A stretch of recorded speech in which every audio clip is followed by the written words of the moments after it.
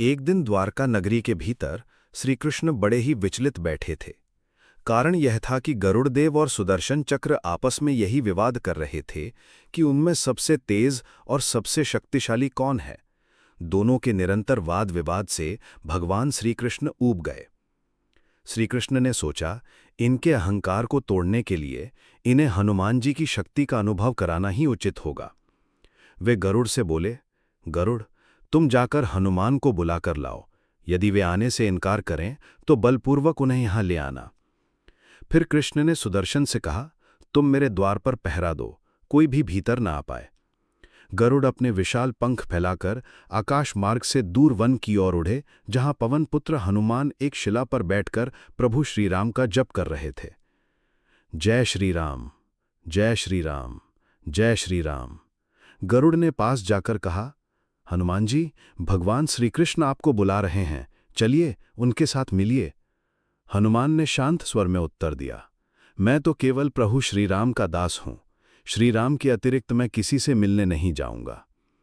गरुड़ का अहंकार जागा। उन्होंने कहा, यदि तुम नहीं चलोगे तो मैं तुम्हें बलपूर्वक ले जाऊंगा। यह सुनकर हनुमान मुस्कुराए और बोले, गरुड़, तुम्हारी शक्ति बहुत है, पर प्रभु नाम से बड़ी कोई शक्ति नहीं। गरुड़ को क्रोध आ गया। उन्होंने आकाश से विशाल पर्वतों के टुकड़े उठाकर हनुमान की ओर फेंकने शुरू कर दिए।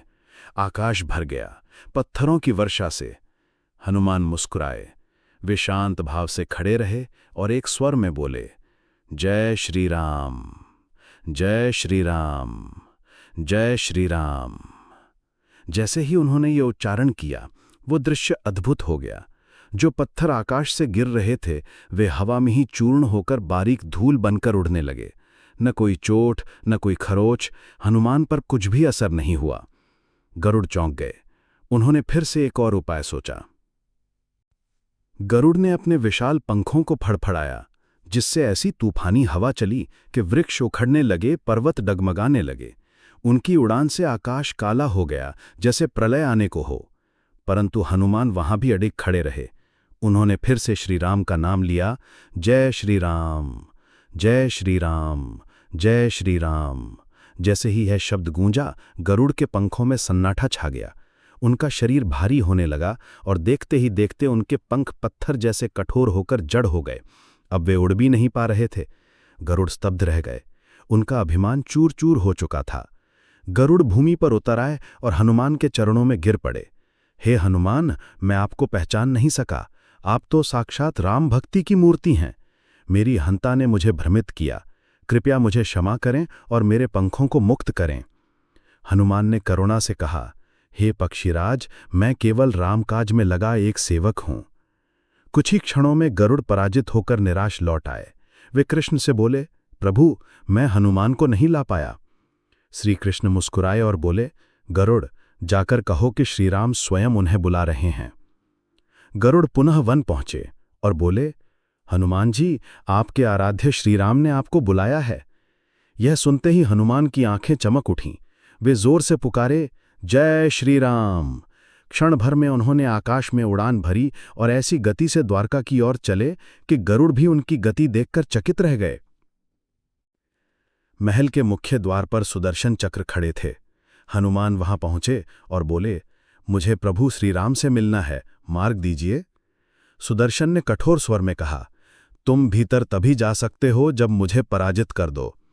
इतना कहकर सुदर्शन अपने दिव्य सुदर्शन चक्र रूप में घूमते हुए हनुमान पर टूट पड़े। हनुमान ने तुरंत अपना विराट रूप धारण किया, एक हाथ से सुदर्शन चक्र को पकड़ा और सहज भाव से उसे अपने मुख के भीतर रख लिया। फिर वे निश्चिंत होकर महल के भीतर प्रवेश कर गए।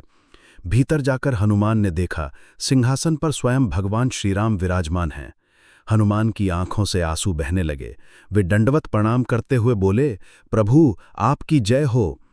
जय घोष करने से पहले उन्होंने सुदर्शन को अपने मुख से बाहर निकालकर आदरपूर्वक मुक्त किया।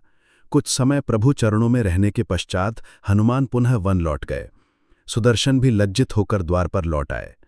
थोड़ी देर बाद गरुड़ भी महल पहुंचे और सुदर्शन से कहा, सावधान रहना, महाबली हनुमान अब आने वाले हैं, उनसे टकराना मत।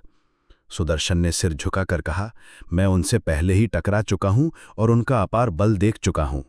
दोनों भीतर गए और कृष्ण से कहा, प्रभु, हमें बोध हो गया है, हनुमान ही सबसे तेज और सबसे शक्तिशाली हैं। श्री कृष्ण हंसते हुए बोले, यही सत्य है, क्योंकि जिसका हृदय केवल राम नाम में लीन हो, उससे बड़ा बलवान और कौन हो सकता है। वीडियो अच्छा लगे तो लाइक कीजिए और ऐसे वीडियोस के लिए चैनल को सब्सक्राइब कीजिए।